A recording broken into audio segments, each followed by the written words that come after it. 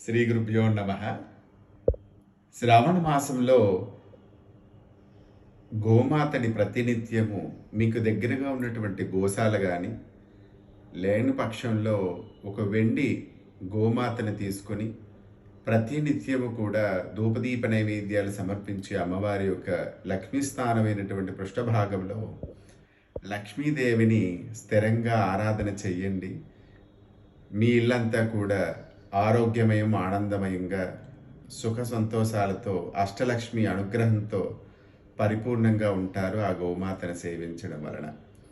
గోమాత సేవ వల్ల సమస్త దేవతలను ఆరాధన చేసేటటువంటి పుణ్య భాగ్యాన్ని ప్రసాదిస్తూ ఉంటుంది గోమాత. అయితే ఈ గోమాత ఏ రకమైనటువంటి ఫుడ్ కాదు. ఆ గోశాలకి వెళ్ళి ఈ గోవు ఏం తింటుందో దాన్ని మాత్రమే తినిపించండి తప్ప అనవసరమైనటువంటి పదార్థాలు తీసుకువెళ్ళి దాని కడుపును పాడు చేయకండి. అది ఇంకా పాపం.